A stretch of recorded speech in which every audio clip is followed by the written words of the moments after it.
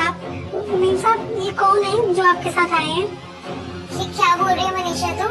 तेरी मम्मी क्यों बोल रही है? यार वो मेरी मम्मी है। मुझे तो ये नहीं समझ में आ रहा कि वो तेरे घर पे नौकरानी का काम क्यों कर रही है। यार तेरा दिमाग खराब हो गया क्या? वो नौकरानी है और तू उसे अपनी मम्मी बता रही है, कैसी बात कर रही है? तो उनको बोल यार अपना चेहरा दिखाने के लिए, मुझे पक्का पता है कि वो मेरी मम्मी ही है।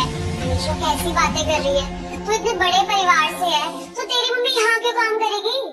और वैसे भी तुझे नहीं पता इसके घर की हालत में बहुत खराब है, तभी तो यहाँ रखा है नौकरी पे। अच्छा कितने दिन पहले रखा तुमने इनको काम पे? अरे यार 10-12 दिन पहले आई थी। बोल रही थी पति की तबीयत बहुत खराब है और घर में कमाने वाला भी कोई नहीं है, तो फिर मैंने रख लिया। तुझे तो पता ही है ना, इससे किसी का दुख नहीं देखा जाता। लेकिन मुझे एक बात समझ में नहीं आ रही, अगर वो मेरी मम्मी नहीं है तो एक बार चेहरा दिखा के कंफर्म तो कर ही सकती है ना, वो अपना चेहरा क्यों छुपा रही है?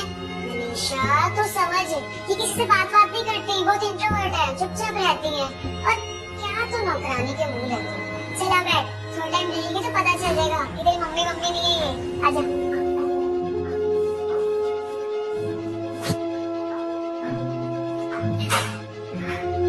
मेम साहब मैं आपके लिए कॉफी बना के लाती हूँ।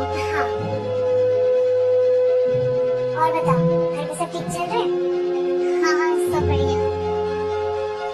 क्या हुआ मनीषा, तू ठीक नहीं लग रही? यार वो नौकरानी ही तो है, तू भी पता नहीं क्या क्या सोची जा रही है। आज मेरी बेटी ने अगर मुझे यहाँ देख लिया ना, तो पता नहीं मेरे बारे में क्या सोचेगी। कुछ भी करके ना यहाँ से निकल सकती है। यार मुझे पता नहीं क्यों लग रहा है कि मेरी मम्मी है, तो एक बार उनका चेहरा दिखा देना, मुझे तसल्ली हो जाएगी। ठीक है बाबा, अगर तुझे इससे संतुष्टि मिलती है ना, मैं उनको अभी बुला देती हूँ। आंटी जरा इधर आना।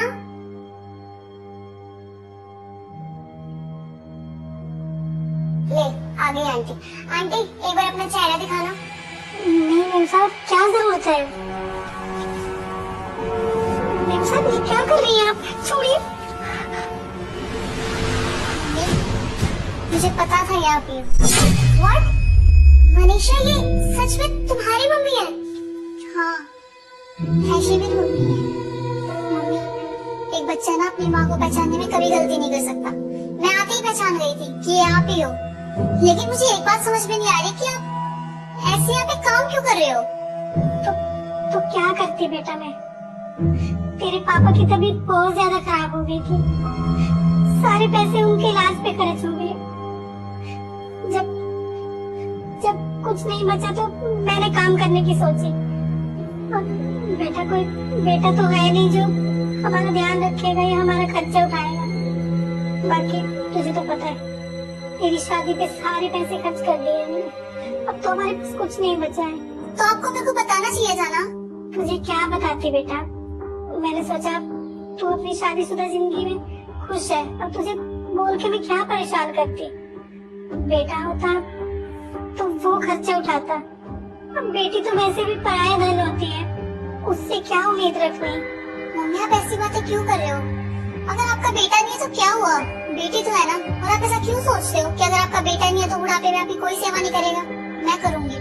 आंटी क्या हुआ अगर आपका कोई बेटा नहीं है, लेकिन बेटी तो है ना। पर जो फर्ज एक बेटा निभा सकता है वो बेटी नहीं निभा सकती?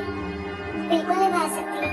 माना कि इसकी शादी हो चुकी है और ये आपके साथ नहीं रहती, बट इसका ये मतलब तो नहीं है कि आपका परिवार नहीं है, आपको कुछ समझते ही नहीं है। देखो मम्मी, जब तक मुझे आपकी हालत का नहीं पता था तो मैं कुछ नहीं कर पाई, लेकिन अब पता होने के बाद मैं आपको ऐसे काम नहीं करने दे सकती। आप चलिए मेरे साथ, मैं पापा का ध्यान रखूंगी। नहीं बेटा, मैं तेरे साथ नहीं चलूंगी। तेरे ससुराल वाले क्या बोलेंगे कि बेटी के घर रहने आ गई। मम्मी वो कुछ नहीं बोलेंगे, लेकिन अगर बोलेंगे तो मैं उनको बोल दूंगी कि मैं अपनी मेहनत की कमाई से आपको रख रही हूँ, मैं उनका एक भी पैसा वेस्ट नहीं करूंगी। पर मम्मी मेरे पैसों पे जितना हक उनका है ना, उनसे कई ज्यादा हक आपका है। नहीं बेटा तू जिद मत कर, मैं अपना और अपने पति का ध्यान रख लूंगी, मैं काम करके सब कर लूंगी, पर मैं किसी पे बोझ नहीं बनना चाहती। हाँ आंटी, मनीषा बिल्कुल ठीक कह रही है, आपको मनीषा के साथ जाना चाहिए। और सॉरी अगर मैंने कभी आपके साथ मिसबिहेव किया तो। मम्मी आप चलो मेरे साथ, आप मेरे साथ ही रहना। कैश मुझे से बाद में मिलती है। हाँ आंटी का ख्याल रखना।